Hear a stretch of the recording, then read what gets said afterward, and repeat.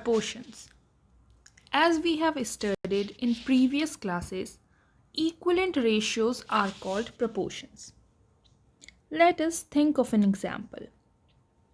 2:3 in proportion with 4:6. So this means that this particular ratio 2/3 is equals to 4:6, and both these fractions are basically equivalent fractions. Then this is called a proportion. Now today we will read about different types of proportions. Let us take an example. Think about you went to market to buy some sugar. Now let's say 1 kg of sugar is of cost 30 rupees.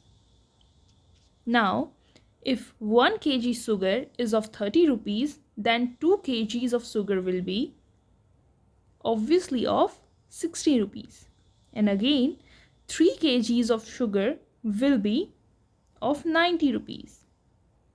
Now when you see this, you will immediately know that when the quantity of sugar is increasing the same way and in the same proportion, the cost of the sugar is also increasing. This type of proportion is called direct proportion, in which both the quantities increases or decreases in same proportion. We can show it here. If the quantity of sugar was 1 kg, then the cost was 30 rupees. If quantity was 2 kg, then cost was 60 rupees, and quantity was 3 kg, then the cost was 90 rupees, and so on. So in this we can see that here when the quantity is increasing, the cost is also increasing. So thus it is a direct proportion. Now in direct proportion, we also write it like x upon y is equals to k. Here k is constant. That means in between these two quantities x and y, the ratio will always be a constant. What does it mean? Now let us take this example only. Consider the x is the sugar in kgs and y is the cost of sugar. Okay, so when the sugar was 1 kg and the cost was 30, so x upon y was 1 upon 30. In second scenario, you took 2 kgs of sugar and the cost was 60 rupees. So then the x upon y was 2 upon 60. Now if you simplify this fraction, you will get 1 by 30 again. That means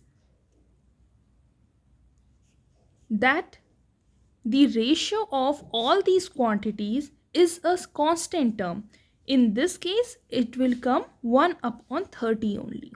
So in the direct proportion, you can always see that the ratio of two particular quantities will be what? Constant. To solve the question, you can also write x1 upon y1 is equals to x2 upon y2 is equals to x3 upon y3 and so on to find out the direct proportion. Now take another example. Think of a work is being done. Think about a wooden work that has been done, and we have one person who is doing this work. Now let us say one person take 4 days to complete this work. If there are 2 persons, then the time taken to complete that work will be half. So now the time taken will be 2 days. Now, like the same, if we have 4 people doing that particular work, the work will be completed in 1 day. So here you can say that when we are increasing the number of persons doing that particular work, the number of days is decreasing. So one thing is increasing and the other thing is decreasing with the same proportion. These type of proportions are called indirect proportions.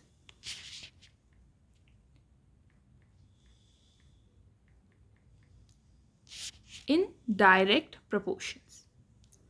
Now, look over here. If we had one worker, then the number of days taken to complete the work was 4. When we had 2 workers, then the number of days were 2. When we had 4 workers, then the number of days to complete the work was 1.